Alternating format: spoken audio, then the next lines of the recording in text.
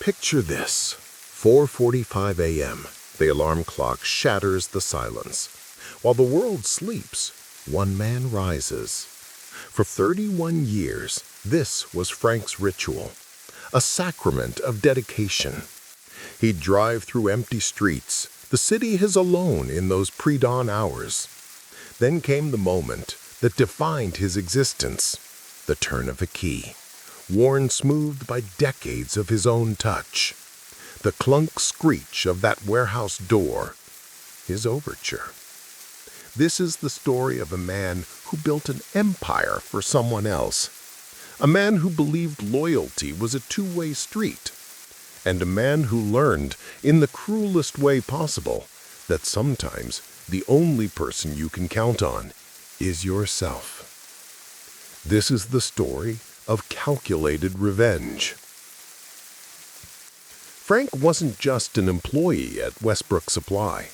He was its architect, its circulatory system, its foundation. When Bill Westbrook first opened those warehouse doors, the logistics were chaos. Shipments arrived late, routes overlapped, money leaked through inefficiencies like water through a sieve. Frank saw it all, and Frank fixed it all. He drafted the logistics system from scratch. Every route optimized, every process streamlined. The veins of the business flowed because Frank designed them that way. Bill Westbrook knew it too. He'd clap Frank on the shoulder and call him his anchor. The word swelled in Frank's chest with pride. Indispensable, essential, vital. But here's the thing about anchors. They're meant to stay in one place, buried, holding everything else up while remaining below. Frank didn't see it that way. Not yet. For 31 years, he arrived first, he left last. He documented everything, not out of spite, but out of care. The habit of a craftsman who takes pride in his work.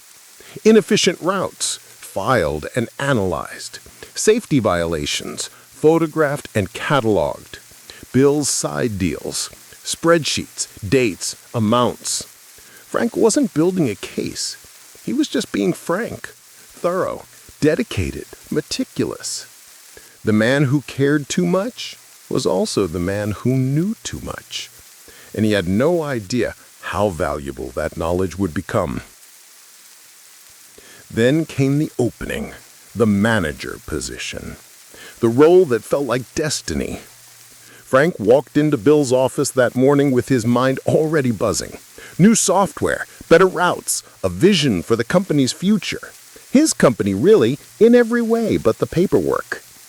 But the air in that office was wrong. Thick, uncomfortable.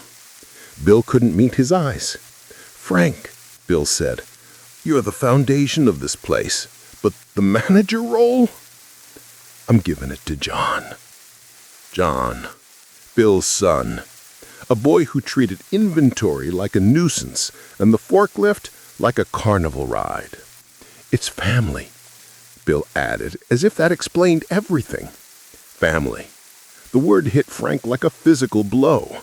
31 years of first arrivals and last departures, of systems built in crises solved, of loyalty that ran so deep it had worn grooves into his soul. And it meant nothing. "Your pay stays the same," Bill offered like a consolation prize. But Frank didn't care about the money.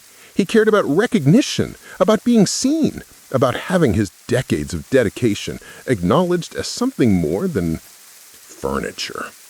The anchor wasn't being promoted. The anchor was being told to stay exactly where he was, stuck, buried, holding everything else up while someone else sailed it. The promotion party was scheduled for the following week. Frank attended because what else would he do? 31 years of conditioning don't disappear overnight. He stood alone in the corner, a ghost haunting his own life. The music was too loud, the laughter was too bright. And then he heard it. John's voice, thick with alcohol and entitlement. "See that? Old Frank, The old doorman who's going to die opening doors for someone else. The laughter that followed was sharp, cruel. It echoed in Frank's ears like breaking glass. But here's what's interesting. Frank didn't explode. He didn't make the scene. He didn't even speak. Instead, something inside him went cold, crystalline, sharp. His anger didn't burn hot. It froze into something far more dangerous: clarity. That night, Frank went home, to his office, to his files. Years of documentation spread out before him like a map of every weakness, every shortcut, every corner Bill had cut. Inefficient routes, not just observations, but proof, timestamps, client overcharges. Safety violations, photographs, frayed wires, broken equipment, dated, cataloged. Bills, side deals, spreadsheets, dates, amounts. Frank wasn't building a case. He was gathering it as a craftsman, documents his work. But now it had a different purpose. The old doorman wasn't just opening doors anymore. He was closing one forever. Frank typed his resignation letter. Brief, professional, no explanation. Then he took a week off, but it wasn't a vacation. It was a campaign. First call to Sarah at Apex Distributors, Westbrook's biggest client. "I've left the company," Frank said calmly. "I have some data you need to see." Over coffee, he laid it out. The spreadsheets, the root inefficiencies, the truth. "You've been overpaying by 18% for 3 years due to intentional inefficiencies." Sarah's shock turned to anger, the kind of anger that cost people contracts. Frank had a solution ready. His new consulting firm, his expertise, half the cost, better service. She signed on the spot. Second call, third call, 2 more major clients. Frank wasn't swinging a hammer. He was wielding a calculator. And in business, numbers don't lie. Within a month, 40% of Westbrook's revenue had evaporated. But Frank wasn't done. The final blow was an anonymous email to OSHA, a complete dossier of every safety violation Frank had ever documented. Every frayed wire, every broken railing, every shortcut that put workers at risk. The fines were catastrophic. The company Frank built was crippled by the very knowledge they'd had taken for granted. 6 months later, Frank drove past the old Westbrook warehouse. The for lease sign was already rusting in the weeds, windows dark, parking lot empty. He expected to feel something, triumph maybe, or vindication, but there was only quiet, a peaceful hum of closure. See, Frank learned something in those 31 years, something Bill Westbrook never understood. Loyalty isn't about being an anchor. It's not about staying in place, holding everyone else up while you sink deeper into the mud. Real loyalty is mutual. It's recognition. It's respect.